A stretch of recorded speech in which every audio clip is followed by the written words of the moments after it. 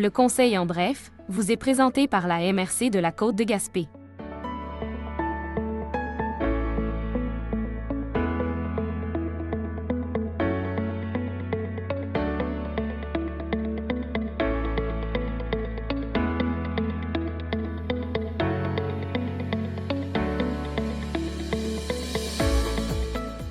Bonjour.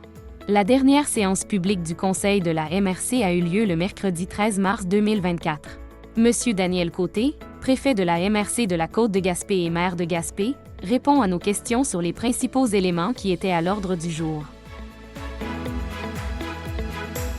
La MRC a procédé à l'embauche d'un conseiller en diversification d'entreprises. Quel sera son mandat?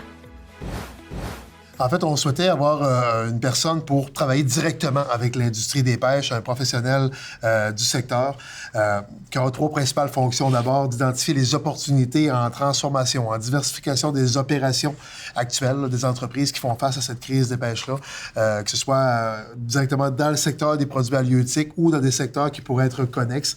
Bref, de trouver de nouvelles avenues pour se sortir la tête de l'eau face à la crise.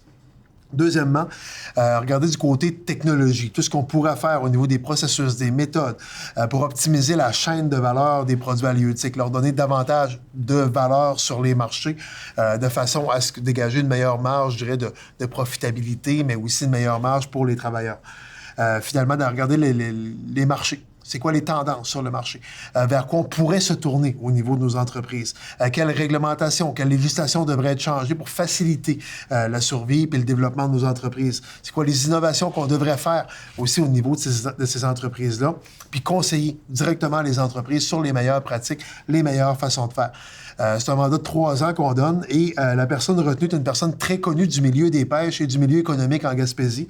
Je pense qu'on est chanceux. Honnêtement, on est chanceux d'avoir pu le recruter. C'est Alain Grenier. Ça fait une dizaine d'années que Alain, j'appelle Alain parce qu'on se connaît, là. C'est pas pour ça qu'il est embauché, mais je le connais au niveau professionnel. Alain, ça fait une dizaine d'années qu'il est directeur régional du créneau d'excellence dans les pêches, justement, pour toute la région de la Gaspésie-les-Îles. Tout le monde dans le secteur le connaît. C'est une bonne personnalité publique également dans le secteur. Avant ça, il a participé au développement économique de différentes villes, notamment comme agent de développement économique qui a donné la relance de la ville de New Richmond après une période de difficulté, notamment la fermeture de la Smurfit Stone. Alain Grenier était au cœur de la relance économique de New Richmond. On voit que l'économie de New Richmond va bien, donc je pense que son grain de sel y a été pour quelque chose là-dedans. Donc, on a quelqu'un d'expérience dans le municipal, quelqu'un d'expérience, surtout des dernières années, dans le secteur des pêches, quelqu'un que tout le monde connaît, il connaît déjà les entreprises sur le bout de ses doigts. Donc, a tous les coups des franches, si on veut, pour réussir à avancer dans ce mandat de 3 ans. Je m'arrête là-dessus pour ce dossier-là. Plusieurs points concernaient le Fonds Région et Ruralité. Sur quels éléments aimeriez-vous attirer notre attention? Bon, dans le fond, on est à l'heure des redditions de comptes du Fonds Région Ruralité. Le volet 1 est... en fait, il y a 4 volets. Je vais avec les résumés rapidos, là. Le volet 1 est géré surtout par la table des préfets directement avec le ministère des Affaires municipales. Ça, c'est pour des dossiers plus largement régionaux. On s'est mis des grands paramètres là-dedans, dont du soutien à l'habitation là-dedans. Bref, c'est assez large et il faut que ça ait une consonance régionale. Ça, c'est le volet 1. Le volet 2, c'est principalement le budget de fonctionnement de la MRC, puis les programmes, je dirais les premiers programmes de base gérés par la MRC, que ce soit dans l'aménagement du territoire, dans quelques dossiers de développement économique. C'est un budget de 1,6 million annuellement, le volet 2. Et là-dedans, on a adopté la reddition de compte du volet 2. Puis les grandes orientations des prochaines années, mais là, orientations, ce sont les mêmes qu'on adopte année après année. En fait, on a la possibilité d'avoir des mesures, en fait, des priorités très larges. On pourrait les restreindre, mais on les adopte le plus largement possible pour avoir le plus de flexibilité que possible en cours d'année avec le volet 2. Le volet 3, c'est pour un projet signature innovation. On ne pouvait pas faire 42 projets avec ça. Et celui qu'on a retenu à l'échelle de la MRC était et est encore, dans le contexte d'aujourd'hui, c'est encore plus important. C'est tout le projet de la capitale des pêches maritimes du Québec à Rivière-au-Nord. On a investi une somme d'un peu plus de 700 000 du volet 3 dans le projet multimédia qui vient avec la capitale des pêches. C'est un projet qui devrait être qui devrait être connu du public à partir de l'été prochain. Il reste de l'ajustement à faire pour réussir à l'avoir au final, mais disons que c'est très avancé de ce côté-là. Le volet 4, quant à lui, est destiné aux municipalités dévitalisées. c'est pour revitaliser des milieux. Donc, ça prend des projets structurants dans les municipalités dévitalisées pour être capable, si on veut, de les aider à sortir la tête de l'eau. Encore une fois, j'utilise souvent cette expression-là, mais c'est un peu souvent le cas. Donc, ça vient soutenir des projets, comme par exemple, tout ce qui va donner de la vie dans le milieu. Ce soir, on a adopté justement, dans le volet 4, une somme de 100 000 $ pour la municipalité de Grande-Vallée pour augmenter la qualité de vie en développant un pump track, là, une piste à rouleau qu'ils appellent, pour le BMX et la planche à roulettes. Si ça redonne de la qualité de vie, ça rend le milieu plus attractif, ça l'aide à se revitaliser. C'est le genre de truc qu'on fait avec le volet 4. On avait aussi payé des études préliminaires et des trucs au niveau de la mutualisation des services de matières résiduelles dans le secteur de l'Estran. On est carrément ailleurs, mais ça leur permet de travailler à leur revitalisation. Donc, on est soit directement dans le business des municipalités, soit un petit peu en dehors au niveau de la qualité de vie. Mais globalement, c'est ça à quoi sert le volet 4. Encore une fois, on a adopté la reddition de comptes ce soir pour le gouvernement. Une entente sectorielle régionale en matière d'égalité entre les femmes et les hommes a été évoquée. Pouvez-vous nous préciser le contenu de cette entente? En fait, c'est une initiative du Secrétariat à la condition féminine du Québec et de sa direction régionale ici, et du ministère des Affaires municipales et de l'Habitation. On en a discuté au niveau régional pour voir, en fait, c'est une entente sectorielle qui n'est pas nécessairement des gros montants qui sont mis par la MRC, mais sur 3 ans, au total, incluant les enveloppes gouvernementales, c'est 600 000 $ qui pourront être investis dans la région pour favoriser l'égalité entre les hommes et les femmes.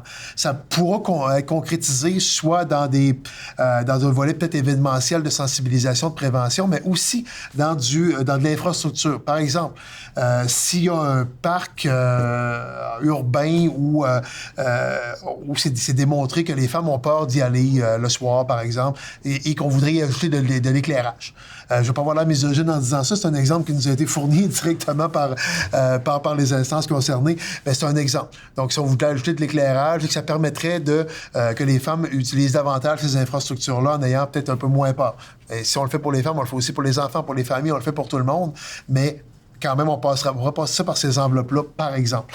Donc, c'est des actions comme celle-là, en prévention, en sensibilisation et en action directe en infrastructure qui pourraient résulter de cette entente-là.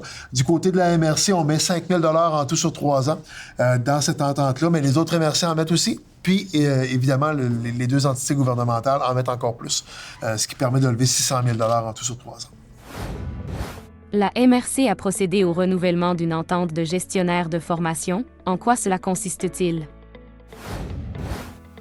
Tout simplement, depuis 2004, la MRC gère une entente de formation avec l'École nationale des pompiers du Québec.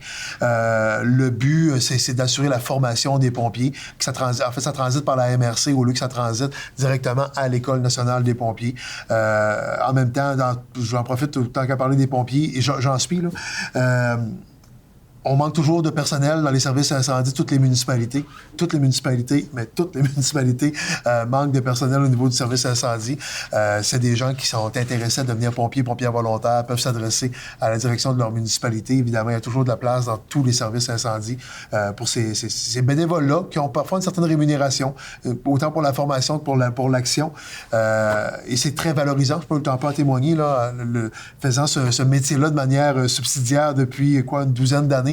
Je peux témoigner à quel point c'est valorisant des fois d'aider le monde en jetant de l'huile de bras aussi. Là. C'est des jobs qui sont un peu physiques parfois. Mais des fois, juste soutenir ceux qui vont au combat, c'est aussi valorisant que d'être directement dans le combat. Puis on a besoin autant de soutien que de gens qui sont directement à l'attaque sur des feux, sur des accidents ou autres.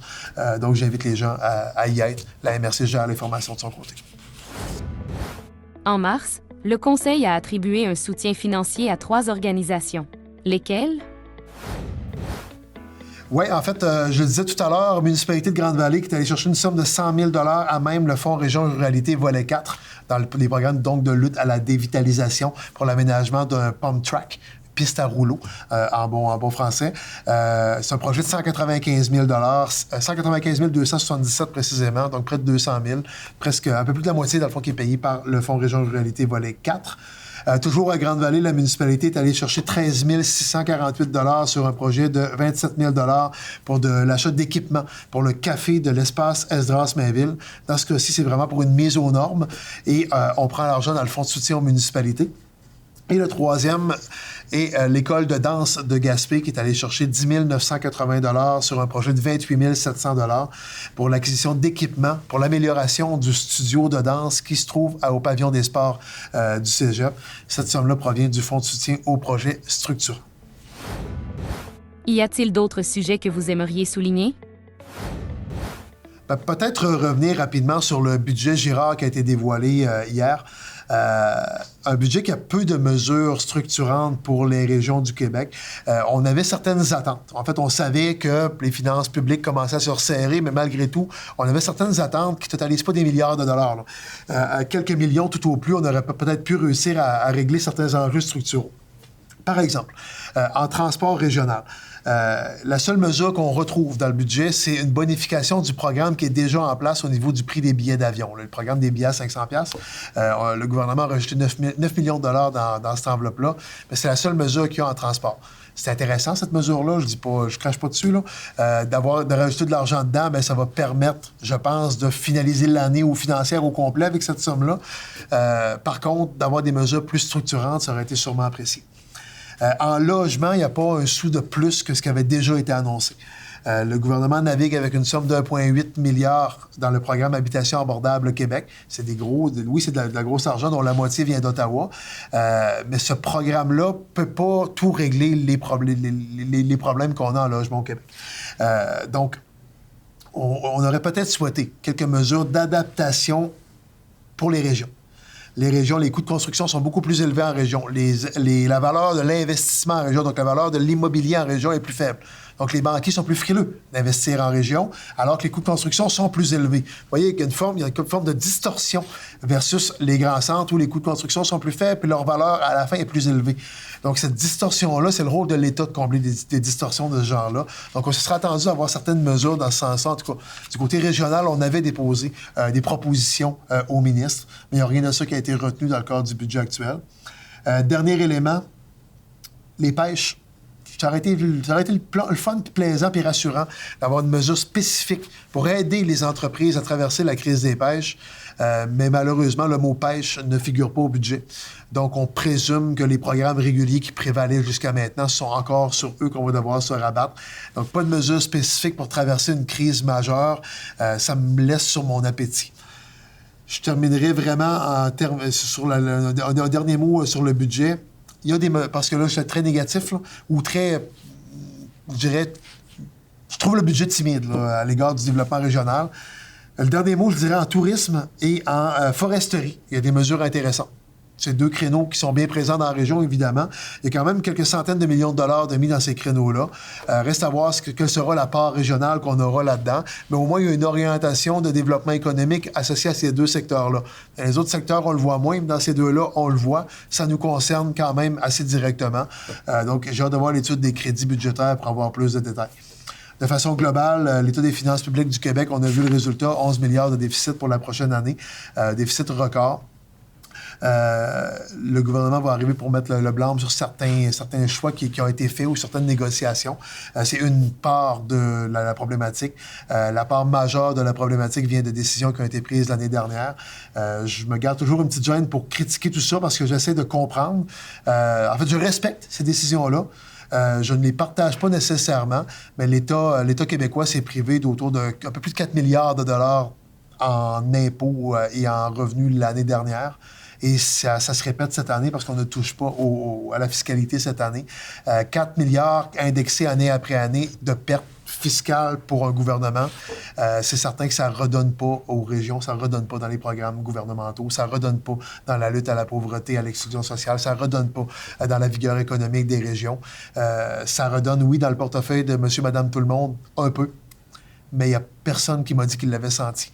Fait que si personne le sent, cette réduction d'impôts-là de l'année passée, et que l'État se prive de 4 milliards, peut-être 5 en dollars d'aujourd'hui, ça donne ce que ça donne. Ça donne que, oui, on tombe en déficit, mais ça fait suite à des choix que je respecte, je répète, je respecte. C'est pas ce que moi j'aurais fait, mais c'est ce qu'ils ont fait. Je le respecte, j'essaie de le comprendre, mais c'est sûr que si la suite des choses, c'est de l'austérité puis des coupures gouvernementales, on sait que les régions sont toujours les principales touchées dans des coupures.